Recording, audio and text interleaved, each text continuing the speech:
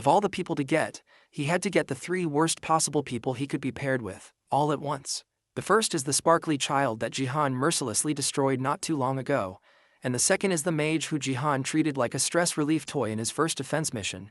The only person on this team that hasn't been murdered by Jihan, yet at least, is the professional footballer turned player, Diego Maciel, Argentina's top player before Jihan's regression. Right now, Diego isn't much to look at, and he looks really fragile while also having a messy beard.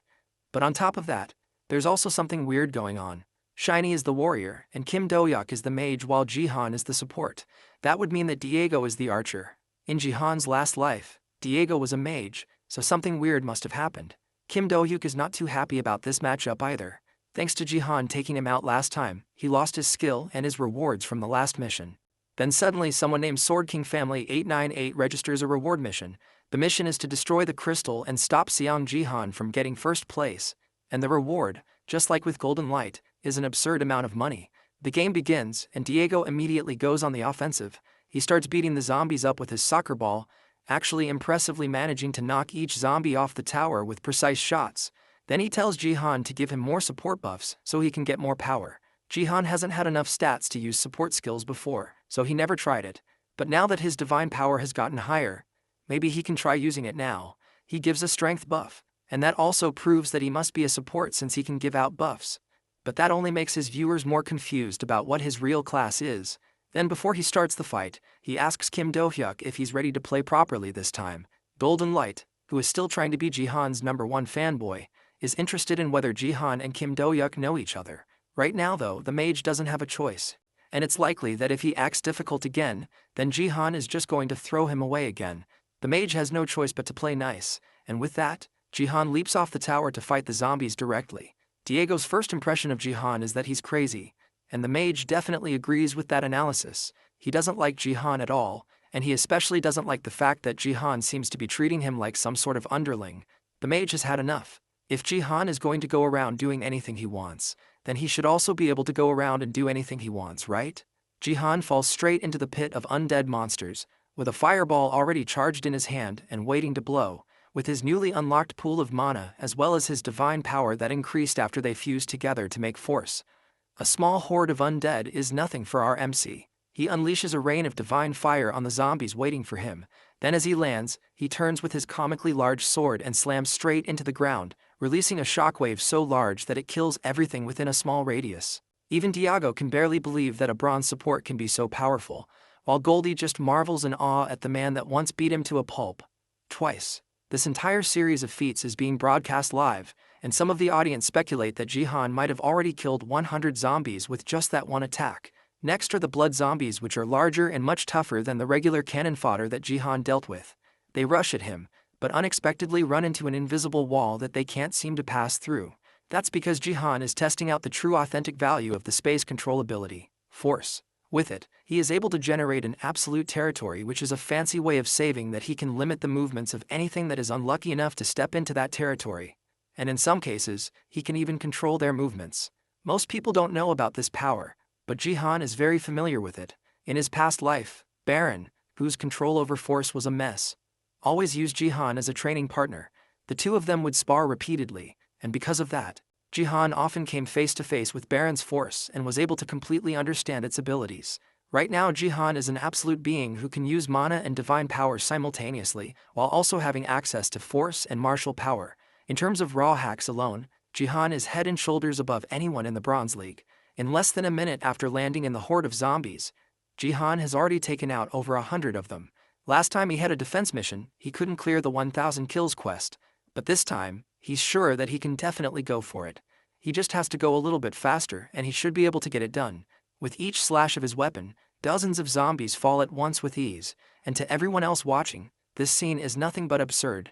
His viewers can understand now why he so confidently said that he will keep getting first place in every match going forward. Now the problem is getting him to 200,000 subscribers so they can see his status window.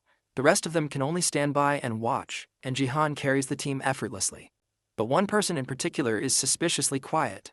Do-hyuk grins menacingly, and the viewers realize that something is definitely wrong. They ask Golden Light to turn around and check on the mage, and Goldie immediately sees what's going on. Do-hyuk stands beside the crystal they are supposed to protect, with a fireball in his hand, His intentions are clear, and it looks like he's about to do something crazy. But just before he does it, he wants to take a moment to taunt Jihan, who's still fighting the zombies. Now that he feels like he's in the clear, he lets out all his anger and frustration that has been building for Jihan, hurling insults at the man, and then eventually insulting his niece, Seiya, as well. Even the zombies stop fighting and start shaking as they realize that this is a very bad idea. Jihan remains quiet as Do-hyuk continues to hurl insults and accusations about Seiya, going as far as implying that Jihan has done something terrible to Seiya to make her so obedient. The 55,000 GP reward that compelled Do-hyuk to do something so stupid is the result of the Sword King family who held a grudge against Seong Jihan. If the points are converted to real money, it would be the equivalent of about 55 million won. And that absurd number is enough fuel to give Kim Do-hyuk the courage to do what he's doing right now. Jihan can also see through the mage's actions, and his intuition tells him that there can only be two reasons why someone so cowardly would start acting up all of a sudden.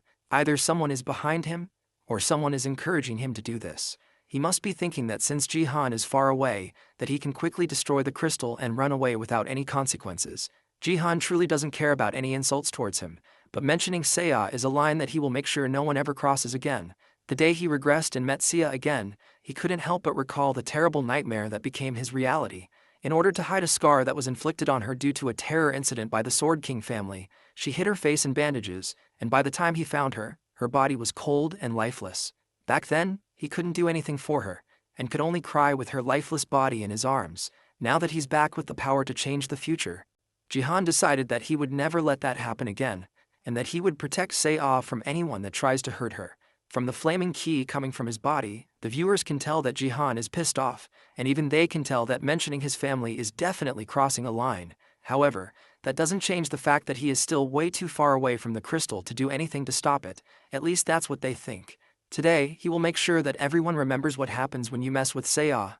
The moment he earned force, there was something that he realized while trying to unite the three Dantians. He realized that he can use nameless divine arts. His martial power isn't yet at level 30, so Jihan can only intimidate it, but right now, that's all he needs.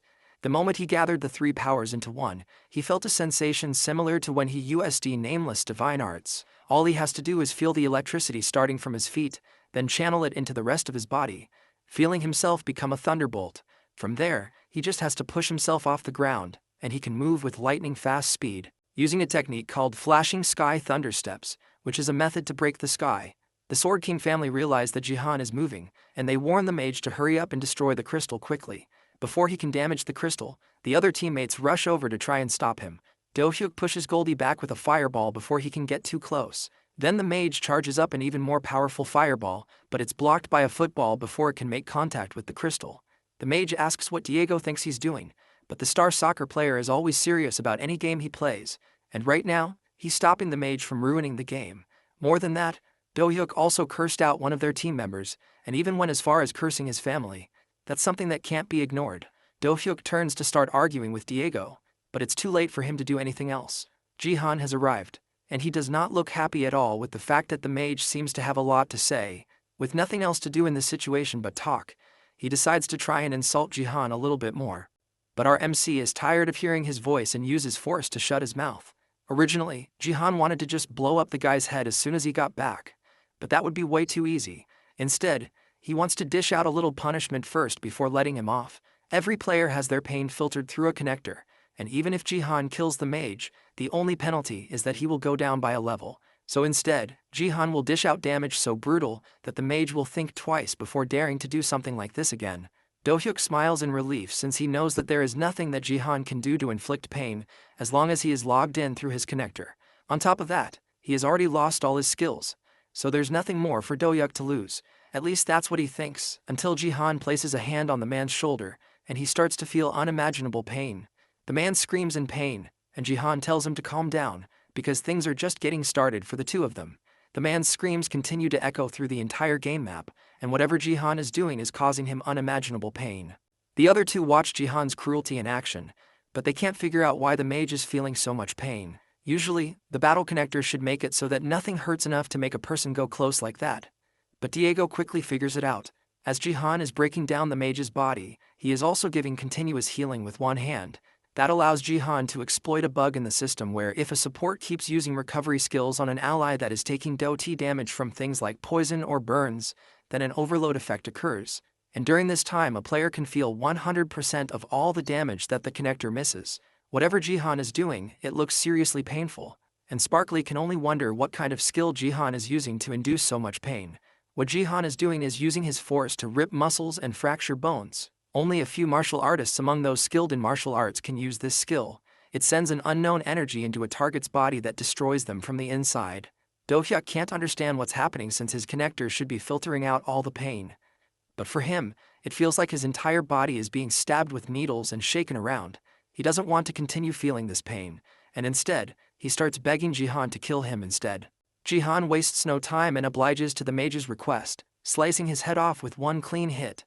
But as soon as the player dies, Jihan starts looking for the revival location. As soon as he revives again, Jihan continues the punishment, and this time, the pain is so intense that Do-hyuk dies from shock. At this point, things have been going on for so long that his viewers are starting to become uncomfortable watching. When Do-hyuk revives again, he doesn't waste time and immediately starts begging for his life as Jihan starts walking towards him. Things have gone on for far too long now, and Sia has to step in to stop her uncle from doing something drastic. If he continues being excessive with this punishment, then he's going to end up losing all his subscribers. For now, he should stop with this anger and focus on the game instead. Jihan isn't satisfied with the torture just yet, but for Sea's sake, he will stop here. It's still an era of peace, and what he has done should be enough to set an example for anyone else that wants to push his limits. Before he puts the mage out of his misery though, Jihan has to know who sent him on such a foolish quest. The mage doesn't waste any time and reveals that the person who sponsored him to do this is someone with the username Sword King Family 898. The Sword King family kept sponsoring him over and over, and because of that, he got lost in the money and ended up acting stupidly. As much as that tracks with what he knows about the Sword King family, it's unlikely that one person was able to bet as much as 50,000 GP. That makes it more likely that it isn't one person, but an entire organization that did this. Now that he has the answers he needs, he grabs the mage by his collar and tells him to be thankful that Seiya stopped him from going further. Then as Jihan tosses him into the sky towards his death, the mage screams out his thanks to Seiya for stopping the torture. With that, Kim Do-hyuk has died for the last time and been eliminated from the game. For his splendid torture and the top-class throw of a troll, Golden Light and Diego both give Jihan 10 points each. Now that the trash has been taken out, Jihan has to go down and take out more zombies.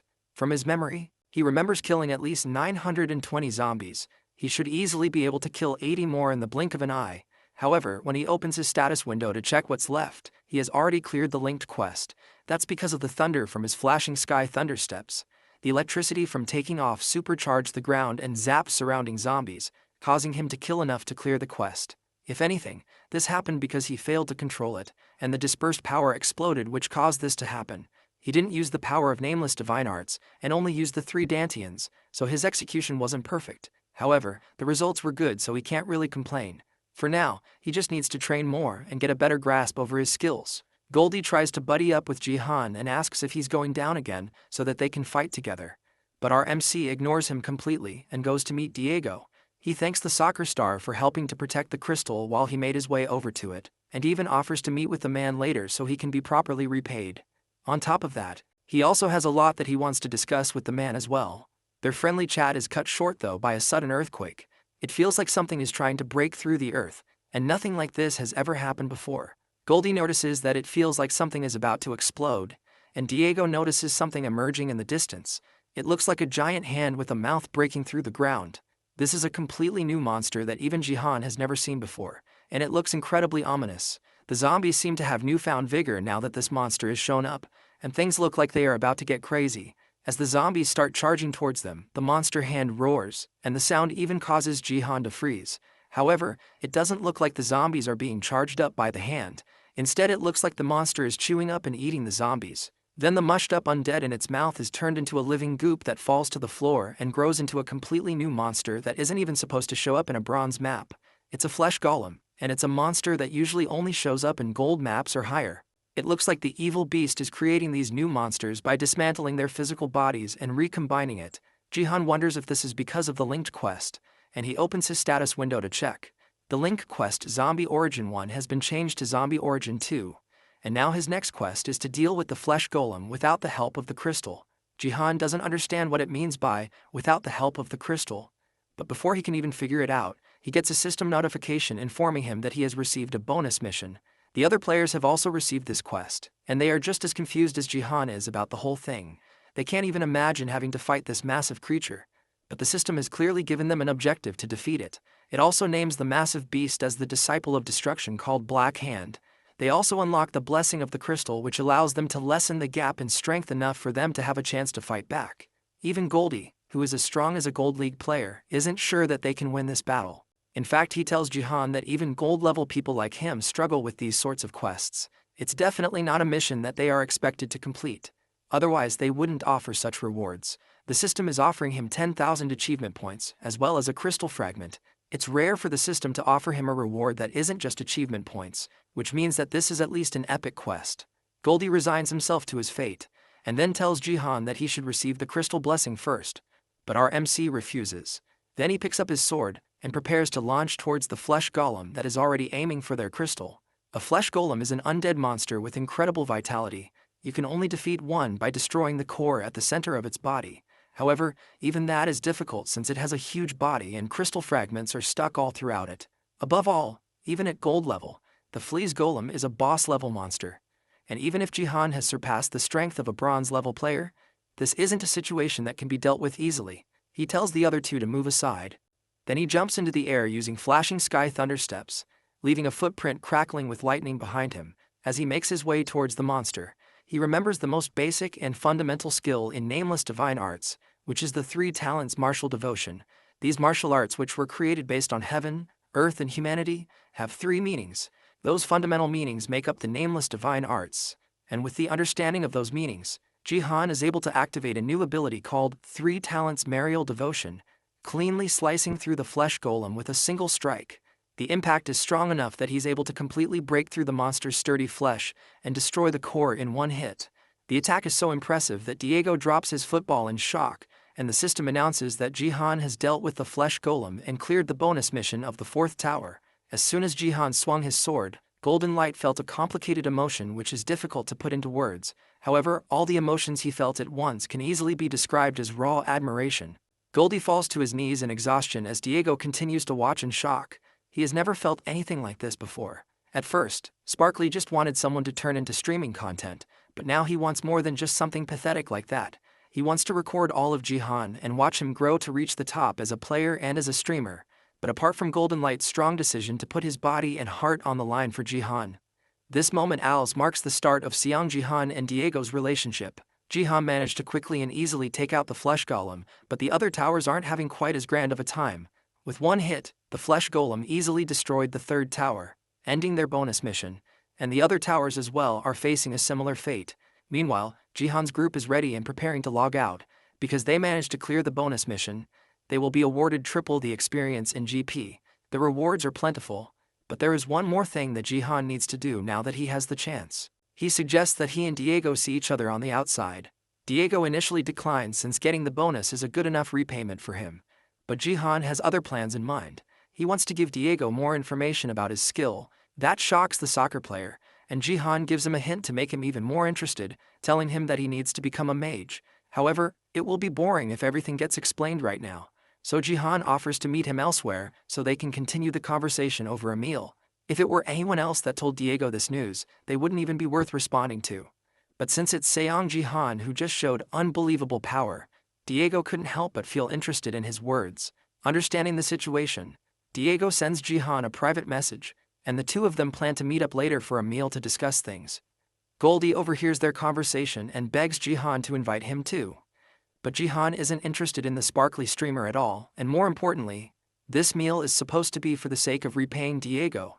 Goldie continues to beg and even offers to become his editor, but Jihan isn't interested and logs out while the streamer is still begging for an opportunity. Back in his room in the Sword Palace, Jihan checks his rewards for completing the 2nd linked quest.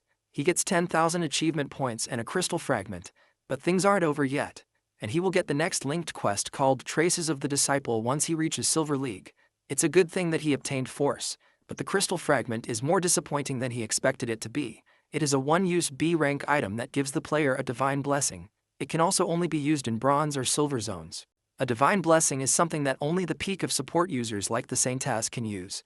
It's a high-level buff that raises all abilities by 50%, and it is considered a must in the upper levels. However, the fact that it's a one-use item that can only be used in the lower levels is incredibly disappointing. However, the other rewards more than make up for it. For one, he leveled up 3 times and obtained 6,000 GP because of his triple reward buff from clearing the bonus mission. Now he's level 13, and both his martial power and force are level 17.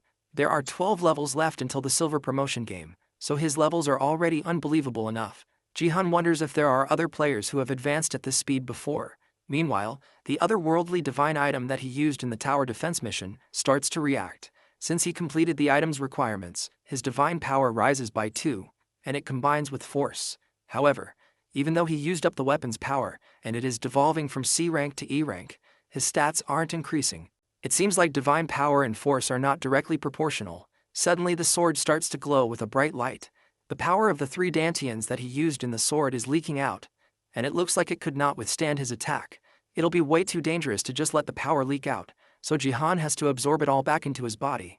The process fills his room with a bright and blinding light that even leaks outside.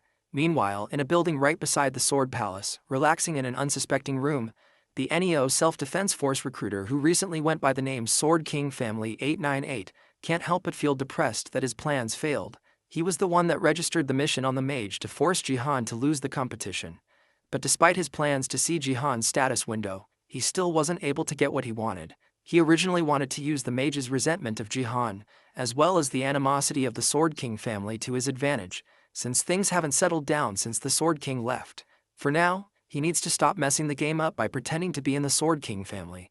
It would have been great if things had succeeded in one go, but it looks like he chose a pathetic player to do his dirty work for him. Things would have worked out if the mage had just broken the crystal immediately, instead of taking a moment to fool around needlessly.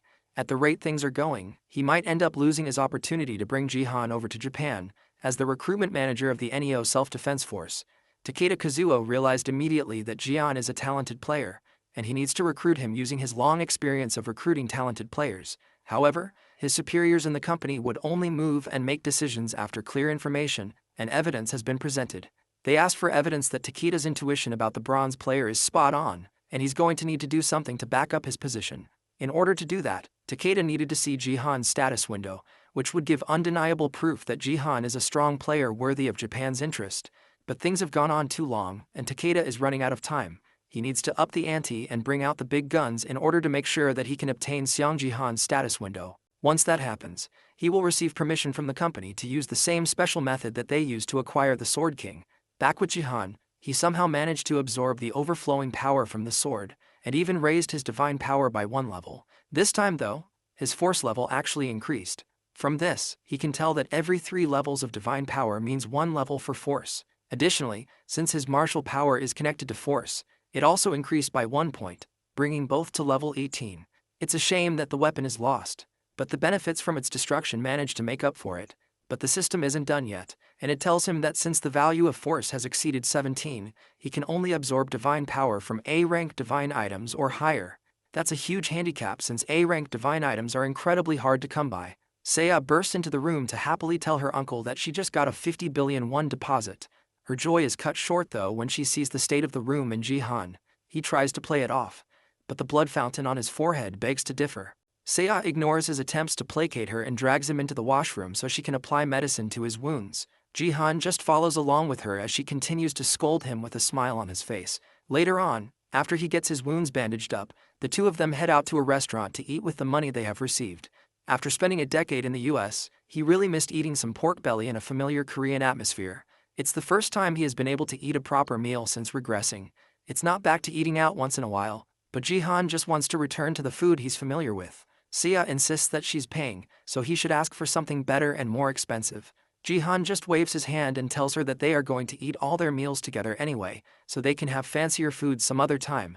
But Seiya tells him that they won't be eating together for much longer. She has decided to go back to school, and although she may not look like it, she's still the student council president. So it's weird for her to have such a long absence from school. The teacher already told her that she can rest for another week. But it's almost the day to get the blessing from the gift room, so she can't rest for too long. The gift room is something that everyone gets to experience on their 18th birthday. Seiya's birthday is August 22nd, and even in these hellish times, Seiya still waited for that day eagerly. Seiya, who had wanted to be blessed in the academy's gift room, had hoped that she would get a good gift that would make the situation better. That hope fell apart when Seiya received an F-rank gift. That was the moment where the strong Seiya finally fell apart.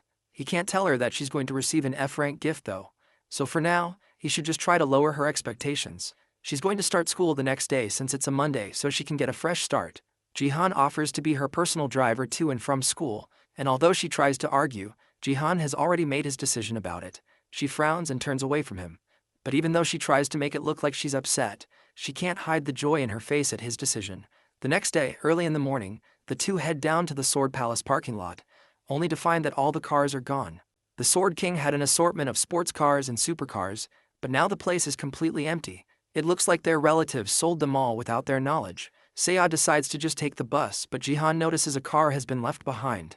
The only car left is Seiya's mother's car, and it looks like they couldn't earn much from it, so they left it behind. Luckily for them, the door is open and the keys are inside. Despite its old and beat-up appearance, the car still manages to start up. Seiya panics a little bit at the fact that they are going in that car, and Jihan thinks that she's embarrassed to be seen in such an old car, but she tells him that she's actually worried.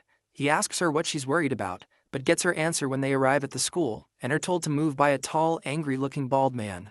They are in Gangnam-gu Battle.net Academy, which is where Seiya studies, and in the parking lot, it looks like this man is trying to pick a fight with them simply because Jihan is driving a cheap car. He tries to tell them to move and even calls Jihan a beggar, causing our MC to calmly exit the car and tell the man to watch his tongue. The other people around them quickly recognize Jihan as the Bronze Killer, and they immediately take out their phones to record the interaction so they can stream it on the internet. Elsewhere, in the Divergent Guild headquarters, Hyeon immediately gets up and tells Gyeong to follow her as soon as she sees the video and knows where Jihan is. This time, she's going to make sure that Jihan won't look down on her anymore. Back with Jihan, the man continues to provoke Jihan, and then eventually draws his fist back to attack. Jihan doesn't make any attempts to block, and instead uses force to stop the fist before it can connect with his face. Then before the man can speak, Jihan shuts his mouth and slams him to the ground in a kneeling position, as Jihan calmly scolds the man for his bullheadedness. Seiya comes around the side of the car and warns her uncle that people are watching them. Then, from the car that the man drove earlier, a young girl around Seiya's age sticks her head out of the window and calls out to Seiya. Her name is Kim Hee-soo, and she's the vice president at Battle.net Academy. It looks like this person is Seiya's friend, and she hops out of the car to greet Seiya. As she steps out of the car, she asks her driver why he's on the ground, and he lies that it's because it's slippery. Hee-soo ignores her driver's attempt to apologize and asks Seiya where all the supercars from before went. She admits that her dad sold all the cars, and Hee-soo gets even more worried and tells Seiya that she should have contacted her in that situation. Then she promises to give Seiya a ride to school from now on. The action and offer are both so sudden, and Seiya can't hide her shock at the sudden offer, but Hee-soo continues to insist and even offers to tell her father about it. Jihan watches the interaction, but something doesn't feel right. He doesn't remember anyone being so close to Seiya in his past life. Later on, Hyeon and Gyeong make it to the Battle.net Academy, not even up to 10 minutes after the video that showed Jihan went up, but he's nowhere to be found. A worker confirms that Jihan got in his car and left earlier, and that causes Hyeon to worry even more. She's worried that foreign scouts might come for him too, and she wants to snatch him up before they do. Gyeong stops Hyeon from biting her nails and tells her to calm down, and the other woman is forced to accept the situation and think up a new plan. She failed to find him this time, but from now on she will chase him live until she finds him. As she walks away, she watches the ongoing match that Jihan is in right now. As for the match itself, the results are already pretty obvious. Jihan has an overwhelming lead against the rest of the players, and he's beating them all down almost too easily. With his nameless divine arts, as well as his martial arts skill, he's able to very easily take down all his opponents. He's practicing how to focus his senses and adjust quickly to situations, and it looks like it's working out in his favor. He cracks his knuckles and shifts his attention to his next targets, and they are people who have already been beaten up by Jihan before. Seong Jihan is already known as the man who defeated a flesh golem with a single strike. For any Bronze League players matching up with him, it's essentially the same as a natural disaster that is impossible to prepare for. The game ends, and once again, Jihan has come in first place. He has also come in first place 5 times in a row, and the system rewards him with a 200% increase in his experience and GP gain. He also reaches level 15, which unlocks the dungeon map as his next area. The dungeon is a game type that opens from level 15, and unlike the rest of the game where you just need to fight, dungeons have different traps, mazes and puzzles that need to be cleared to proceed. However, unlike the other game modes, this one is co-op, and there is a limit to how far one person can go alone. Even on Battle.net, they recommend that cooperating with party members is a necessary part of playing in dungeon mode. However, there are too many guys after him, and if he ends up being partied with people who want to screw him over, then there's nothing he can do about it. He briefly considers joining a guild, but changes his mind not long after. He doesn't want to be there for long, and the guild will be annoying when he eventually asks to leave. Besides, he will reach silver soon, and once he reaches silver, then he will create his own guild. Later that day, it's time for dinner, and Jihan calls for Seiya to go and set the dining table. The food is all set, and the two of them sit down to eat. Seiya is surprised that Jihan can cook so well, but Jihan honestly just threw together the ingredients they had to make a basic meal. She freaks out over how good the food is, and Jihan tells her that he will cook properly for her next time. He used to cook himself a meal every day when he was in America, so he's already well accustomed to being in the kitchen. As they eat, Jihan asks Seiya if she's going to be getting a ride from her friend often from now on. Seiya tells him that she doesn't want to ride in her car because during the entire trip, Hisu overreacted and made her very uncomfortable. She kept on showing uncomfortable levels of concern and asking personal questions, and eventually, it became too much for Seiya to handle. Jihan immediately understands and realizes that being with the girl must suck. There's another reason though, and it's because her mom's car is much more comfortable and filled with warmth. Jihan also agrees with that,